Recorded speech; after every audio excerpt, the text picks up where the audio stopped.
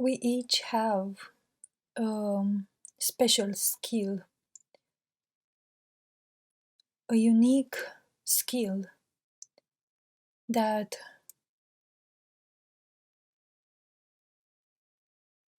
pertains only to ourselves. And as much as we learn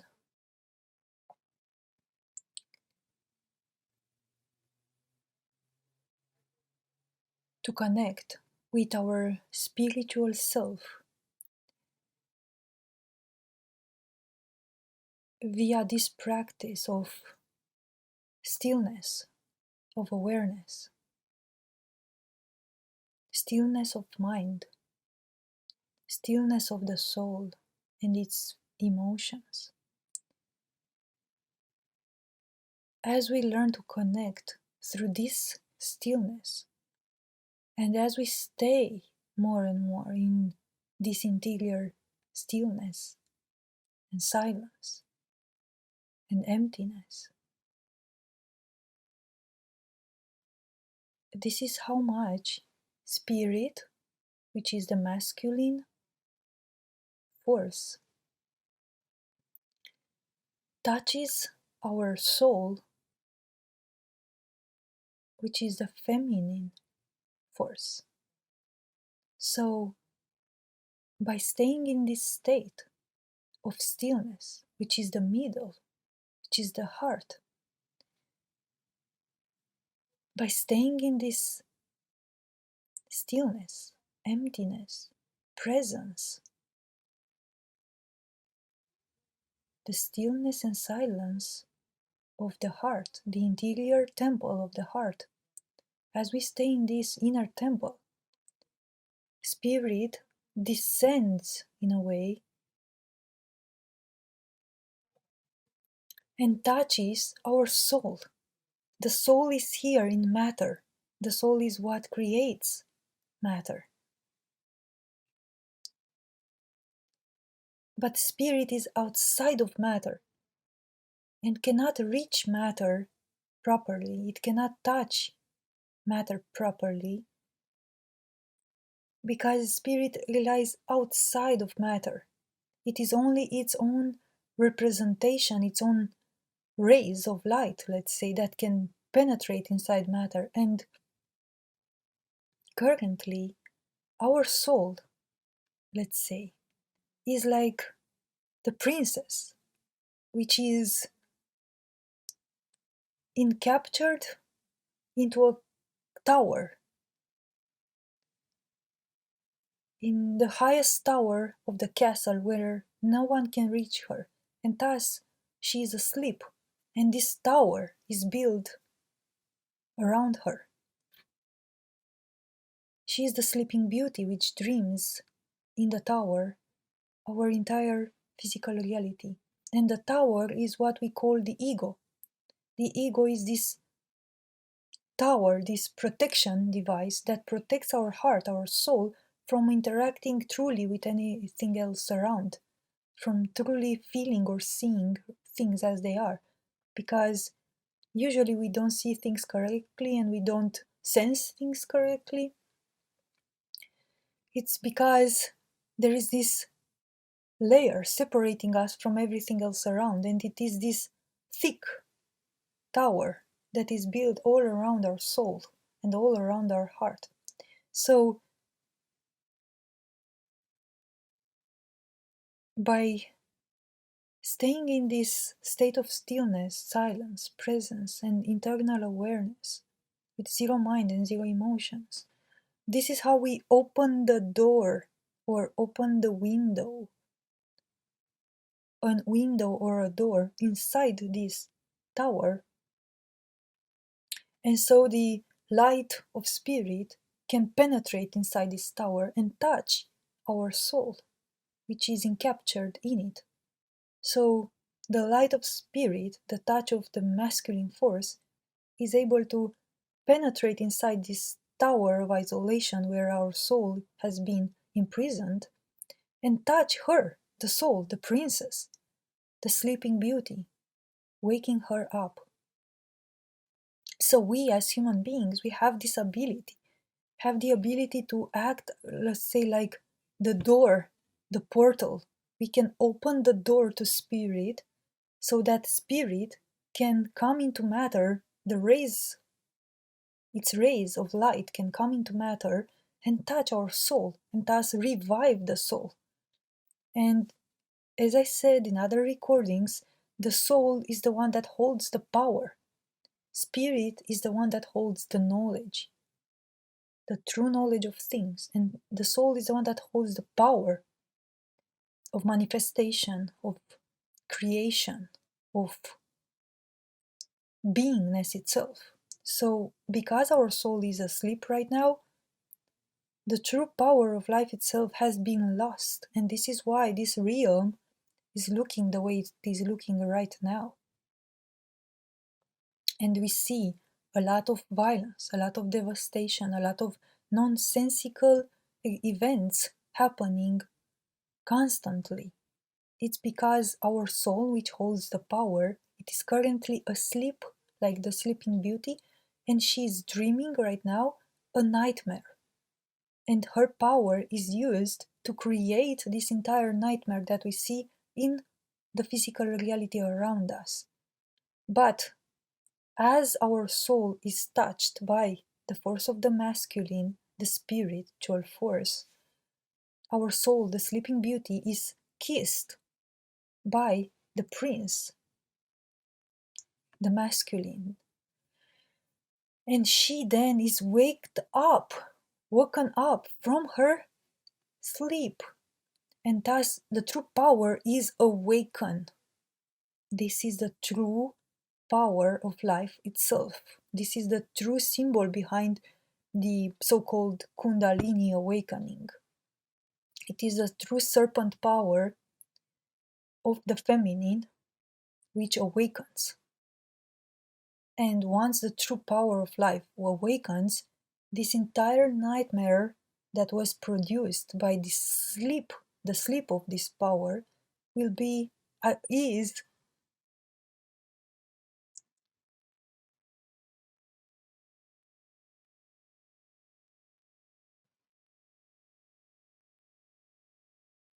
disappears almost like a vapor, because this entire nightmare was only a dream. It was never even real. But it felt real because it had all the power of our soul invested in it. So for us, it felt real because, as I said, the soul holds the power of manifestation, of creation. Whatever she does, she makes those things appear solid, material, real, because she is beingness itself. She has the power of beingness itself.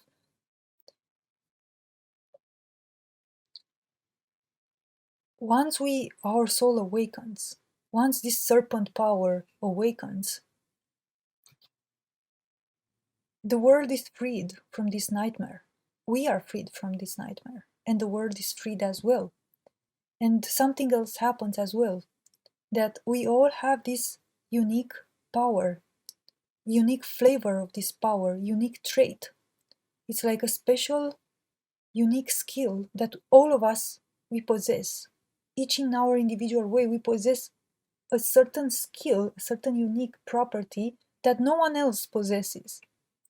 And it is only by doing in a way this alchemical process of first step, resting in silence, and thus opening the door to the tower, to spirit.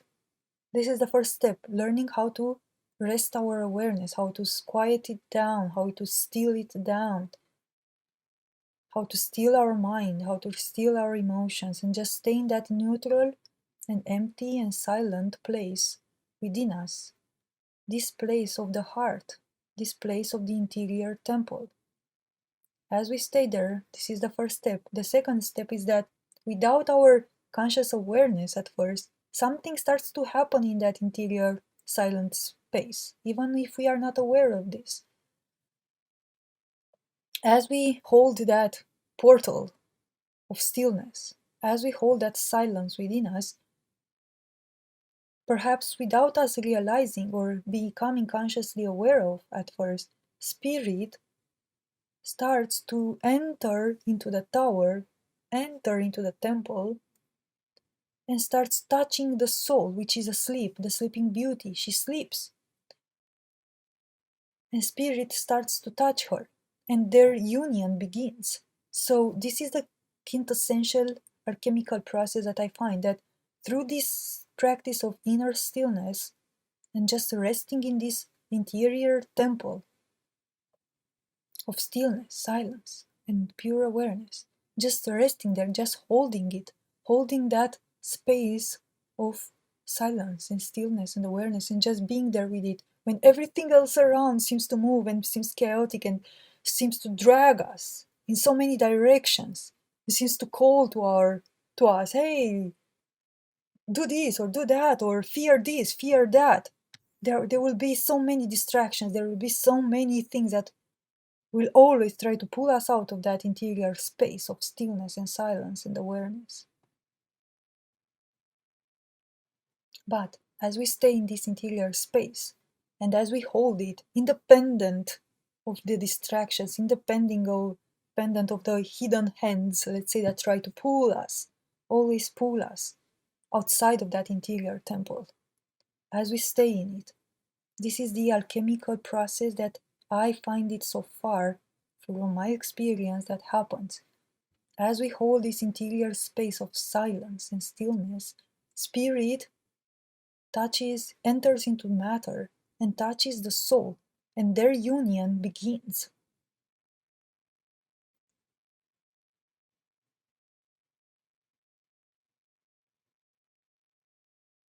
As we stay and as we hold the space of silence and stillness, the alchemy between them starts to take place. But when we disengage from this place of stillness and silence, they are separated once again. Because it's like we are blocking them. It's like the tower closes the door once again, closes the window once again. So they become separated once again. Spirit cannot touch the soul.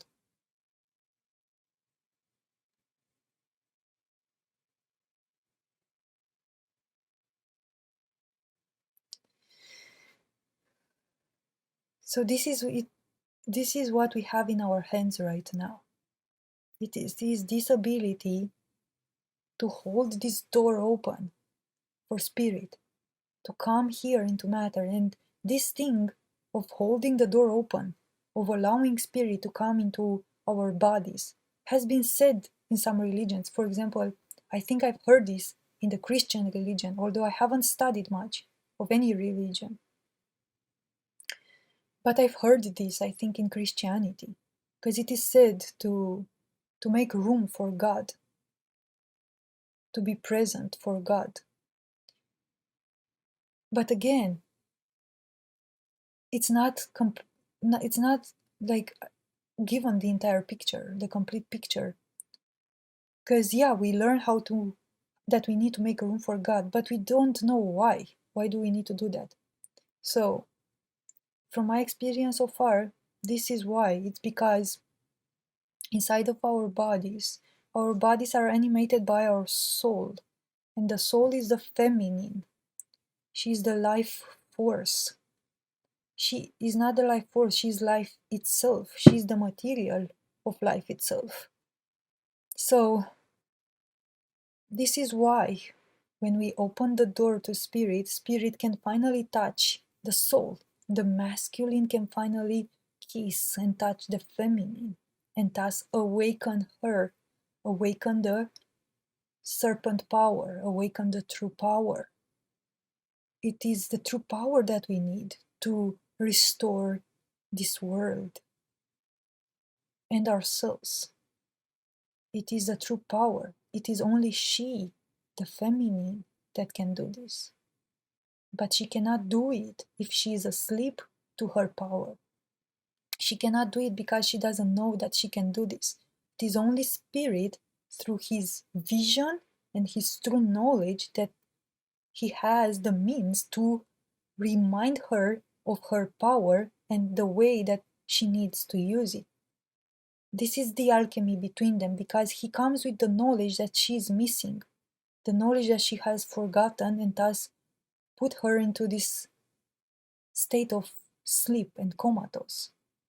She is in this state because she has forgotten her true power, the true knowledge that would be there so that she can see her power and know how to use it has been lost. But spirit is the force of true knowledge. He is the true vision, true sight, true light, the one that gives the knowledge, the one that knows how things really are, and has always had this true knowledge and vision of everything. So this is the alchemy that spirit, once we open that portal, can touch with its knowledge the soul, and the soul remembers, and she is woken up to her power. Now she knows how to use her power, and she knows what she needs to do. She has all the means to change everything. The soul, the feminine, has the means to do everything, but she needs the masculine. She needs him to be by her side in this process. She cannot do this process without him. So this is why it is imperative for us at this moment to, to, to take this practice as seriously as we can, and make room for spirit inside our bodies, inside our existence here in this body, because the body is the holder of the soul. It is the soul that creates the body. Each cell is a soul. Everything is soul here in this reality. Every material thing is the manifestation of our soul. And this is why, by embodying spirit into this physical body, basically we are making room for spirit to interact with our soul, to touch the soul. And as we keep that portal opened, the portal of the heart, the interior temple, as we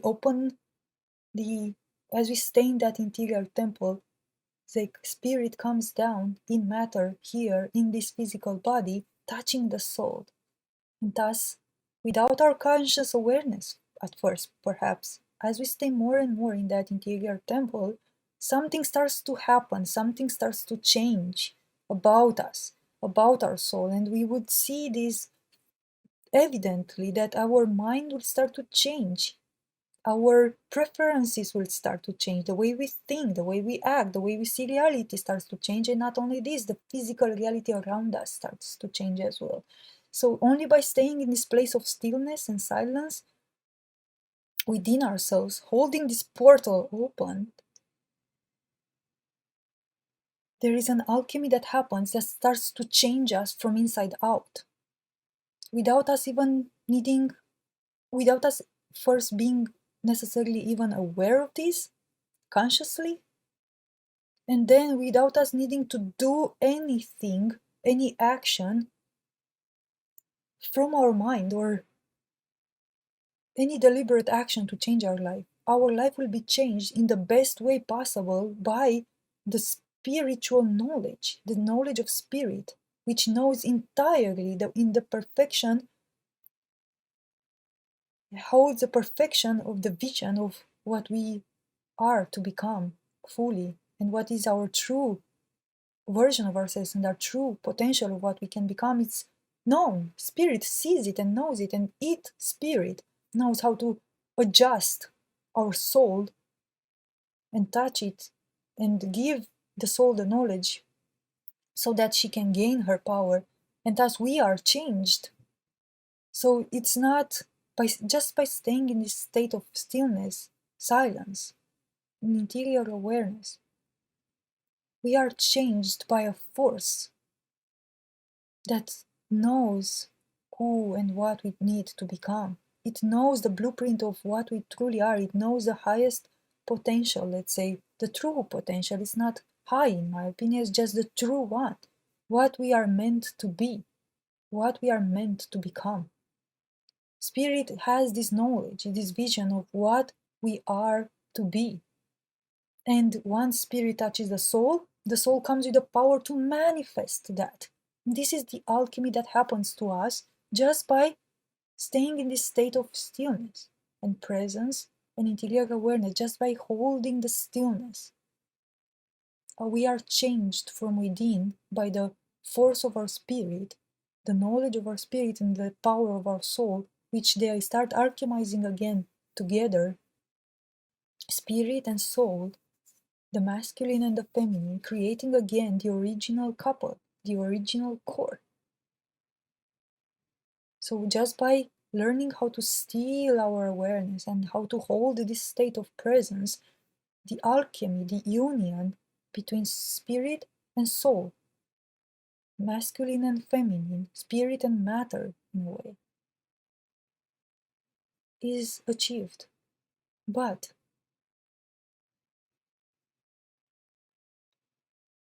it requires effort. It requires enormous effort to do this process, and thus this is why we need to take it as a sort of learning. We can only learn to do this. It's not something that we know how to do it immediately. At first, we might be able to stay just a split of a second in this interior state of stillness and silence, quieting our mind completely and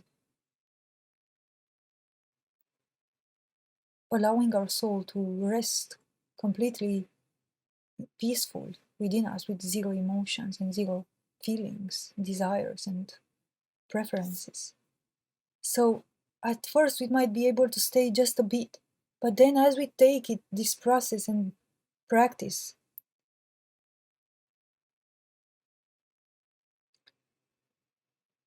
and we start remembering it more and more throughout our day, and we start doing it more and more, this is how much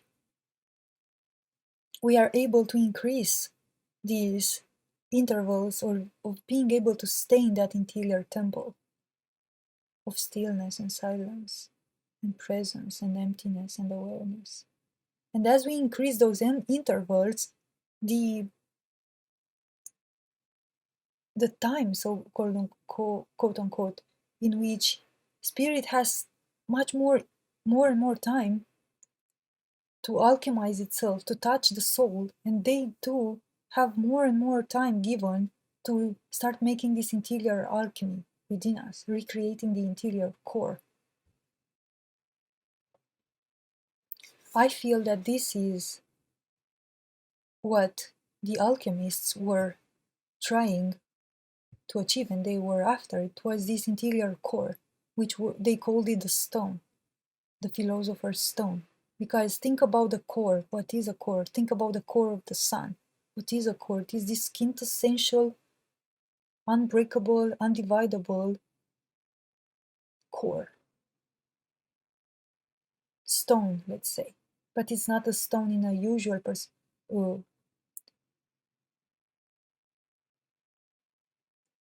conception of what a stone is. It's this quintessential core substance, the union of spirit and soul, knowledge and power, which becomes this undividable core that once it is achieved within us, we have both divine knowledge, true knowledge of things, and true power of things. So knowledge, true knowledge becomes one with true power. And then finally we are able to not only do things but know what we are doing, and we are able to not only know things but able to put them into practice and manifest to them. So we have both knowledge and power by our hands, in our hands, through this core that exists within us, this inner sun. This is the inner sun, this core, which is created by the union of the spirit and the soul, the masculine and the feminine together. They meet here in the middle, in the heart. This is the interior temple. That before this union was made, the interior temple was empty. But after the union is made, the interior temple has this core, interior sun, shining inside the temple.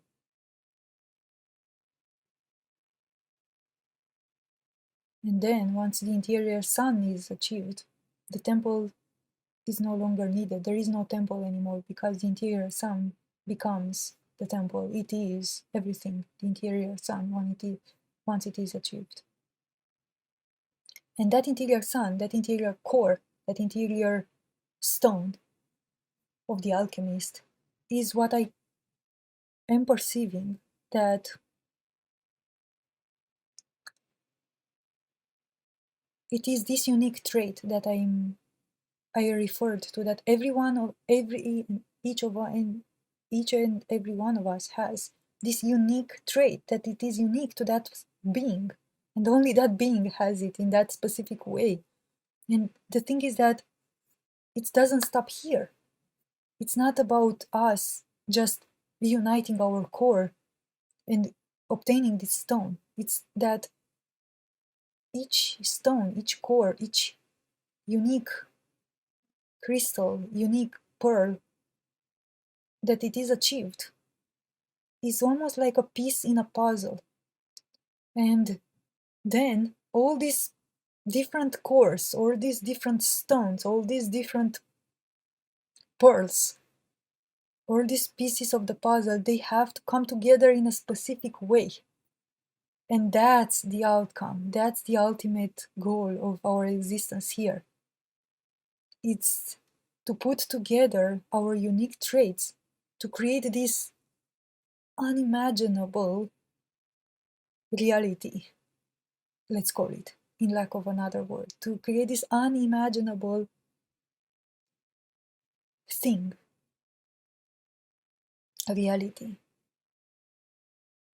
So each and every one of us, we are containing within us the potential for something unimaginable, a trait, a skill, something which pertains only to us. But to get to it, to actually actualize it and make it real, we need to work at it. This is the true, the great work, let's say, again, referred to by the alchemist. It's the great work. It's to work to create this interior stone, this interior core, which is, again, created by the union of spirit and soul. And it is a work, and it can take, it can take, depending on one's dedication and implication on this process, it can take for maybe some years to some decades. I don't know if there are multiple lives, but if there would be multiple lives, it might take multiple lives.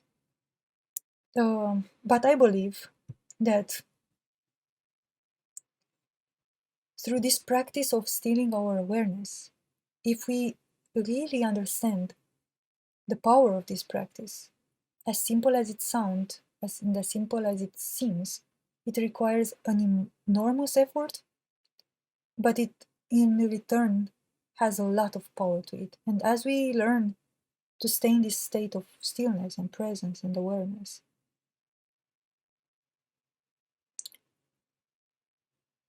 this process of achieving this interior core can be achieved even in one lifetime, in this lifetime, right now. As much as we keep this stillness and we hold it and we hold it and we hold it, independent of anything that happens in the exterior, independent of anything that happens in the exterior, we still continue to hold this silence and this stillness within. Threatening things can start to happen here, annoying things can start to happen. Worry, fear, drama, shame, guilt,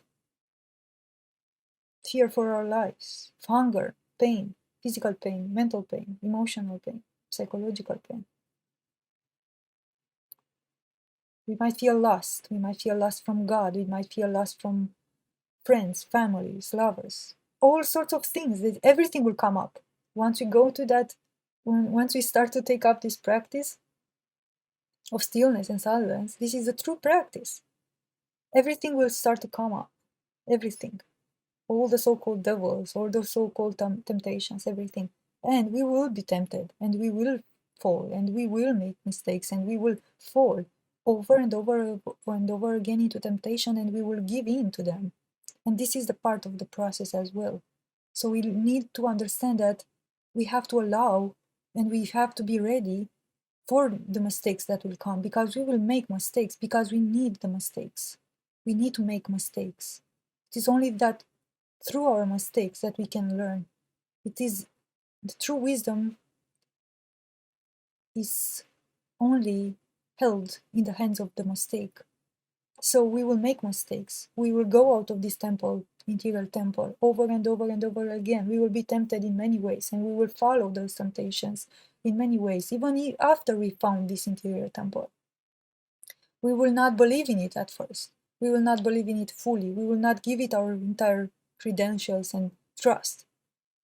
Even if we might have started to observe the benefits, we might have started to observe the changes that happen in our life, we might still continue to fall into the temptation, I believe, until the true inner sun is completely created. It's like even in the last moment, we might still be tempted to go out of this interior temple and to fall into fear or guilt or shame or drama or paranoia or fear or not trusting God, not trusting spirit, not trusting ourselves, not trusting the others, not trusting life, always fearing, always falling into fear, basically. And we need to be prepared for this, because this happens on this path, and it happens many times, and we all make mistakes. And again, we, through wisdom, the true wisdom that we gain is only through these mistakes. But as we take this practice and as we continue and we pierce through even to our own weaknesses and even through our own mistakes and even through our own incapacity to be here in this space, and even with our own desires to follow these temptations and to see where they lead us, even if we have to get out of this temple and get back to it and get out and get back and get out and get back millions of times, as this becomes like a muscle of sorts, as we practice it more and more, as we learn to go back, even if we went out of it, even if we went out of the state of stillness and silence and emptiness and vulnerability, and we've seen ourselves going out of it, we can always return back.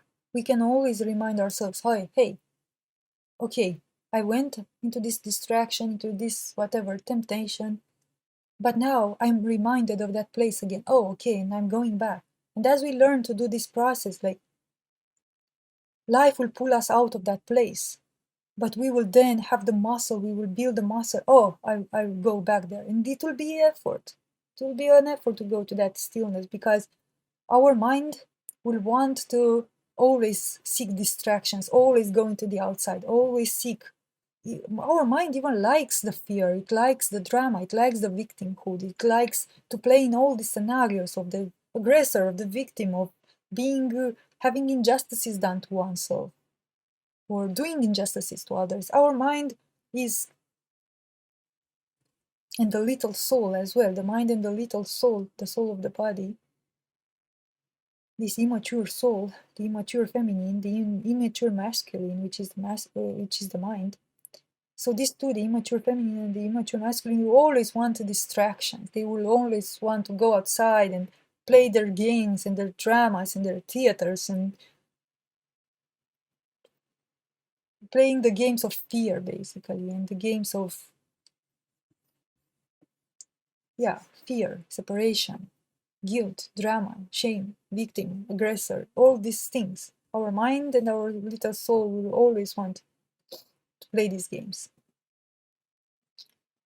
And they will pull us. We will always be pulled into these games, and we will always be tempted, and we will follow the temptations, and we will make the mistakes. But again, as we will go into a distraction, into a temptation, and we will go outside of this temple, as much as we can learn to build the muscle enough to go back to it. And this is what becomes like a muscle. It's like we will be pulled out, but we will pull ourselves in again. We will be pulled out, but we will pull ourselves in again. And as much as we do this, this becomes exactly like this muscle. I've called it the muscle of will, because it is only with this will, this interior will, that we always can learn how to go back to this interior space of stillness and silence and awareness, this interior temple. And as much as we learn to use this muscle, it's like we can even become comfortable in a way to just live in this world and to see the temptations and to see the distractions, and to we will not be so scared of them anymore, because we will now have the muscle. We know that anything that happens, I can always go back here, because now I know how to do it. Now I know how to, this is the safe place, this is the inner temple. And even in this reality, as we see, churches and temples were always considered neutral spaces, safe places. This is the true safe place, because this is the true temple and church that has ever existed. This is the interior temple. And this is a true neutral space where no one can be touched. If you stay here in this internal temple, into this internal church, you are completely safe. Try it. Try to see what happens when you are in the middle of an argument or in a situation that scares you. Possibly something happened in your life and you're really scared right now. Disastrous things might happen in the outside of ourselves, and see how much you're tempted to go out of this interior state of stillness and go into fear and start thinking or feeling emotions and trying to solve your life by thinking and feeling emotions, by your emotions and your thoughts. But in such a situation, you can also try this thing. Try to remain in the interior temple and see the magic that happens outside of yourself. Try to just remain here in the interior temple, in this safe place, in this neutral place, and see how the entire matter around you organizes itself differently if you retain this stillness and this silence within yourself. See how everything was ready to explode outside of yourself and become the most disastrous situation as you were starting to get into panic and thinking and emoting. And see how when you retract to this integral stillness, all of a sudden, there is just these natural solutions appearing almost out of nowhere, just solving your situations for you. People finding out ways to do things which previously felt like there is no escaping from those situations and you can't save those people and can't save yourself. A miraculous solution appears out of nowhere and you're just staying here in this state of stillness and silence and awareness. So watch the magic that happens when you're just retaining this still awareness, when you're just remaining in this interior temple. But as I said, there will be a lot of temptations. Things in the outside of yourself might even tempt you that the situation will become even more disastrous to tempt you to get outside of this, but still retain. Try it. Try it in one simple situation where you feel afraid.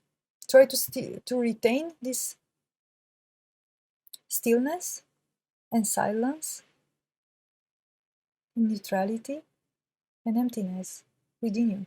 And just be there. You have zero idea of what can happen in the outside, but you're choosing this. You're choosing this. You're choosing the inner temple.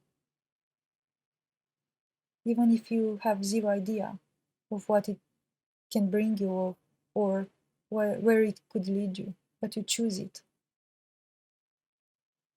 It is only after you choose it wholeheartedly, even if outside of yourself might appear, no, you'll die.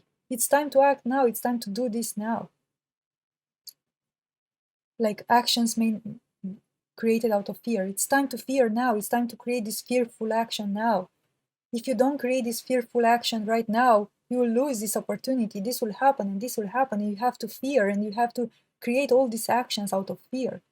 But if you retain this yourself here in this internal stillness and silence,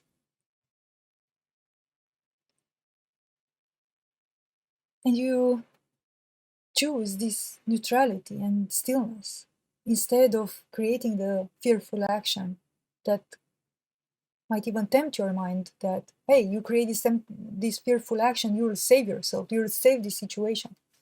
And even like the so-called devil is so clever that it tempts you to create that fearful action so that you have the impression that you are on your own and you can save yourself by creating those fearful emotional based actions. And then you will go and you will do these actions, and for some time it might even appear like the situation has improved. But this is again a trick, because if you look in 2 weeks, in 1 month, it will crumble. Another situation will come similar to that one. It's like whatever the devil can create is like a sandcastles. It's like it can create them for some time, but they never last, and they will always crumble down. And then you will see the illusion that that situation or that solution meant. And then you'll catch it. Oh, so I have acted out of fear, and then 1 month from now, I've created even more fear. The situation became even worse. But it didn't seem so at first. I thought I resolved that situation by acting in that emotional or fearful way. And this is the trick. This is the trick of the devil, and it has its role because it's here to test us. It's here to actually make us learn about this inner state of stillness. It's here to give us the practice, the adversary in a way, that we can build this muscle. The devil is here to take us away from this interior space so that we can choose it consciously, so that we can choose this interior space of stillness and emptiness and neutrality in a conscious way, that we make it a conscious choice, that we make it ours. Because it is imperative that we make this space ours. Because it is only that in this space that union between spirit and soul, creating the inner core sun, will be achieved. And before that inner core sun is achieved, and that becomes our inner sun, we have to make first this space within us for that core sun to ignite itself there in that space. Think about combustion. Combustion always happens in a space. We have to create first the space, and after we have created the space, there is something else. We have to own it. That space has to become ours. Have to choose it consciously. By choosing it consciously over and over and over again, as I said, going back to it over and over and over again, this is how we start to understand it and make it ours. It becomes our space because now we know it. It's like we can identify it, because we've been pulled away from it from so many ways, in so many ways, and for so many times, and we've managed to go back to it from all those different ways. So we've been pulled away from it with fear, with doubt, with regret, with death, with pain, with torture, with rape, with murder, with everything. We have been pulled away from it in so many ways, and still we've learned. We've learned to go back to this place from all these disastrous and monstrous ways. We've learned to go back to this interior space in our deepest pains, in our deepest shame, in our deepest fears, in traumas, losing people, losing things, houses, money, losing sanity sometimes. But we still learned throughout all these hardships, in a way, we've learned how to always go back to this space. And now, by learning all these ways of coming back to it, we basically is like paving the path back home. It's like we've paved this path so much time, going back to it, to the same place from so many directions, that we finally understand it. Oh, this is my home, this is me. And this is how we start owning that space within us. And we understand that this is what I am, this is me. And once we own that space, that space becomes us. It is us. It is owned. It is our true individuality in a way. And in that space, once it is owned by us, once that core ignites within that space, then that core is us. Because if that core would have ignited in a no man's land, in a space that we didn't even owned or knew it to be ourselves, then what good would that interior core or that interior sun would be? To just have a core that you don't even identify with. You don't even see it as yourself.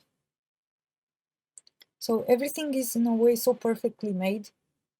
The devil always tricking us to go outside of this space in order for us to build a muscle to go back to it from so many ways in which we have been pulled out of it, so that we can finally own this space and we understand, oh, this is my true nature, this is something real that has to do with me.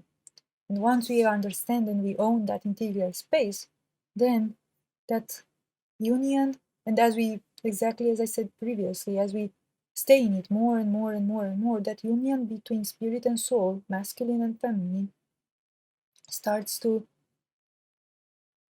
take place within us. And thus, the core of life itself, the inner sun, starts to slowly be ignited within us. And that's our core, that's our true inner sun. And that's that precious pearl, that's that precious stone that is unique to us and us alone. And the thing is, as I said, once we have this precious stone, this precious skill or trait, which is becomes like the diamond, like a crystal, it becomes this trait, but in its perfection.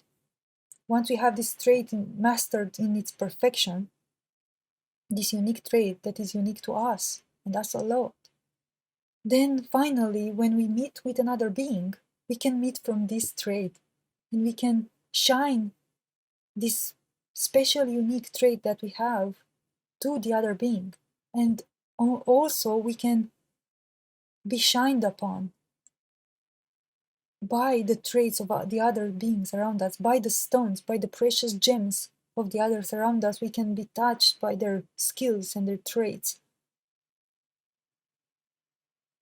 And it is only by coming together with our stones, with this course created with these inner suns, that we can put together our inner suns, the light of our inner suns. And it's like from my inner sun, after it is created within me, it is this light pouring out. But my light has a unique type of flavor or frequency or emanation to it. And another being's light, once it has managed to create this core within that itself, it has a different type of emanation to that light. And then I put in the outside of myself my light, and then another being puts in the outside of itself its light. And then all these beings put their light in the outside of themselves, because their light is just coming out of them. And then our lights unite, and then here in the middle, let's say, is this common light created that is unimaginable. It's like that's the true reality that we are here to create together, to manifest together. This is the true purpose of everything. It's not only to create our own inner core, inner alchemical stone, or to get our own individual enlightenment. Is that after we have had this true enlightenment and this stone has been built within us, that we unite the stones, we unite our lights together. And I feel and I see that this is the purpose. This is the true purpose of everything. It is this shared reality that is created from all these awakened beings or beings that have created the inner sun within them. It is the common light of all these inner suns. That's one. It's each inner sun. The light of each inner sun is like, so the emanation of each inner sun acts like a piece in a puzzle. And as more and more inner suns are woken up and created, it's like pieces of a puzzle, they're starting to fall to their correct place. And when the last inner sun is being woken up, it's like the last piece of the puzzle is put into the puzzle, and what it will be, what it is revealed then, it's it's something which makes the purpose for our entire existence at all of its levels of this cosmos. Everything that has ever been or ever will has only one single purpose to its existence. It is to create this final reality, this final meaning, this final image. We are all here only for this final image. But we have individual work to do to ignite this inner sun within us, to create this core. And as we create this core more and more, we will meet other cores, other beings which have started the same work. So at first it might seem lonely, it might seem that it's only us here in this work. But as we start to, that core starts to ignite within us, we start slowly seeing the other cores around us. And we can start meeting with them, and then we can start working together, because part of this path is done to be walked alone, to be done individually. But the second part of this path is created to be done together. And that's the actual true completion of this entire purpose, of this entire creation together. It's a together path. The final act, in a way, if we were to be in a theater, the final act is a together act. But first, we need to obtain this interior sun by ourselves, in a way, through our own individual effort and work. And through my experience so far, this is what I've learned, and this is what I've seen. That through this practice of stilling our awareness and staying in this place of stillness and silence and emptiness, this is how this inner sun can start to slowly be ignited within us. And it takes effort and it takes dedication, but this seems to be the path.